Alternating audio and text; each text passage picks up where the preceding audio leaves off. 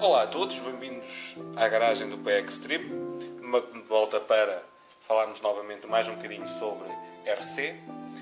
Hoje vamos dar uma lição básica de comandos e frequências que podem encontrar para equipar o vosso modelo. Vamos passar então à explicação. Vamos passar então a demonstrar-vos. A primeira pilha que eu vos quero mostrar é uma pilha perfeitamente normal. Como vocês compram, não é recarregável, não é nada, é uma pilha perfeitamente normal que se coloca usualmente até nos nossos comandos. Estas pilhas são chamadas NICD, portanto Cadmium Mercury, e existem packs, eu não tenho um para vos mostrar, mas existem packs ainda em carros que são vendidos normalmente RTRs, carros de lazer e de iniciação, que ainda vêm com estes packs com diversas capacidades. Falamos das capacidades depois de eu vos demonstrar os vários tipos de pilhas.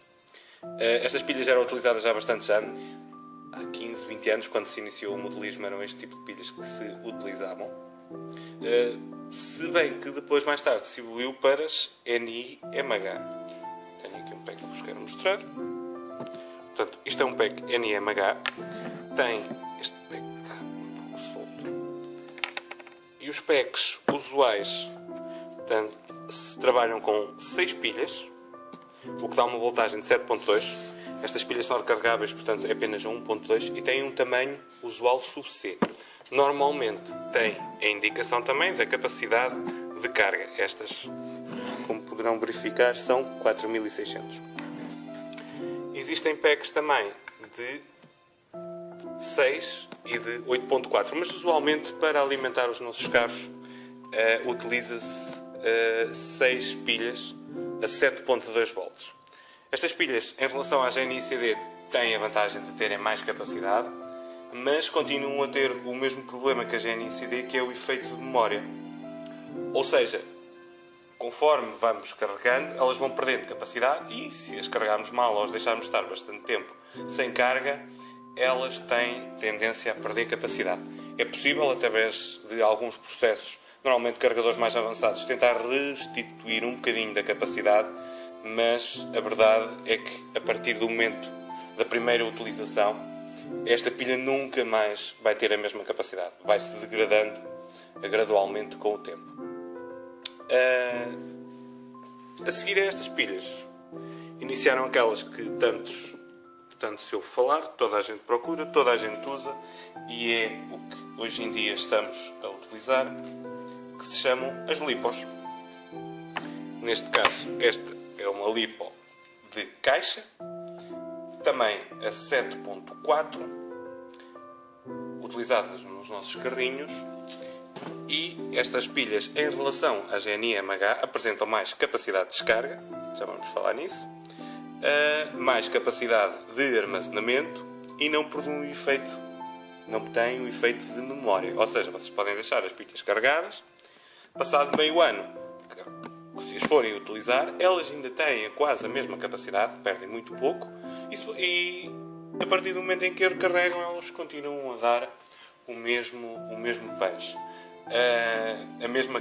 Não dão a mesma capacidade, mas são muito mais eficientes do que as NIMH. As NIMH, a via delas, portanto, normalmente ao fim de 10, 15, 20 ciclos, já se notava uma enorme diferença. Hoje em dia temos LiPos que, dizem eles, poderão fazer 100, 150 ciclos. Em relação às NIMH, as LiPos temos que ter em atenção um pormenor na carga. As NIMH podem ser descarregadas completamente, tal e qual como as NICD, a zero. E é possível voltar a carregá-las e elas continuarem a funcionar. Uma LiPo, se baixar abaixo, se descer-se a voltagem, se a descarregarmos abaixo de, no caso de uma 7.4, que é o caso, 2S, se a baixarmos abaixo de 6 volts, ela fica danificada e nunca mais voltará a trabalhar no usual. Isto significa o seguinte, em termos genéricos, para vários tipos de pilhas, as LiPos, cada célula tem a seguinte voltagem, da capacidade depende, mas a voltagem é sempre igual. Ao contrário das NMH, que a voltagem por cada pilha era 1.2, nas LiPos é 3.7 carregadas. 3.7, que nos vai dar, quando juntamos duas células, que é o caso, ficamos com 7.4. Se juntarmos 3 células, as chamadas 3S, ficamos com 11.1 e por aí sucessivamente. Portanto, os S, quando falamos dos S numa LiPo, quer dizer o número de pilhas que está em série e que a sua soma vai nos dar a voltagem total da LiPo. O que quer dizer que, por exemplo, uma 4S é 4 vezes 3.7 volts. O que dará qualquer coisa como... seja, não uso 4S. Aliás, nos carros um 10 por norma usa-se 2S. Vamos passar então à capacidade. É sempre visível nas LiPos a capacidade, portanto 5.0, neste caso 5000. Estamos a falar de 5000 amperes, capacidade de armazenamento.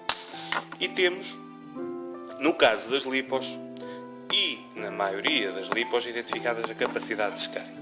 Ali, 30 a 40 Cs de discharge. O que é que isto nos quer dizer? Quer nos dizer que esta LiPo tem uma capacidade de descarga, vamos assumir os 40 Cs, 40 vezes os Cs, quer dizer a capacidade nominal da pilha. Ou seja, 5000 mAh é a capacidade da pilha. Portanto, esta LiPo consegue fazer uma descarga de 5000 vezes 40, 200 amperes ou 200.000 mAh. Portanto, estamos a falar capacidade de descarga de pico de 200 amperes. É assim que se mede. Em relação às NICD e NMH não havia valores referentes. Existia sim catalogadas células selecionadas e que eram catalogadas individualmente. No caso das LiPos, normalmente trazem sempre este valor de referência. Queria-vos só também chamar a atenção para mais um pormenor. As LiPos, por norma, trazem um balanceador. Um balanceador que serve para balancear as células lá dentro, para que as duas estejam ambas à mesma voltagem e assim se consiga atingir a voltagem total da LiPo. E uma das maneiras, imaginem que têm uma LiPo que não sabem, que não está identificada de alguma forma com o número de células, o número de S, ou seja, não sabem a voltagem. Uma das formas de verificar, simples, é pelo balanceador. E qual é a fórmula? É sempre o número de fios menos 1, dá-nos os S. Neste caso, é uma 2S, duas células, podem ver ali, 7.4, tem 3 fios para o balanceador. Um para o positivo, um para o negativo e um que faz a comutação entre as células para poder equilibrar.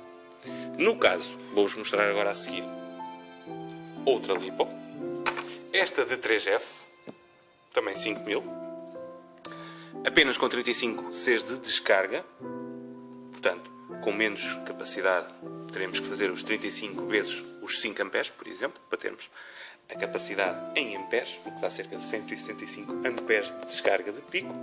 E como é 3S, portanto a 11.1 volts, irão verificar, pela regra que eu vos disse, número de fios do balanceador menos 1.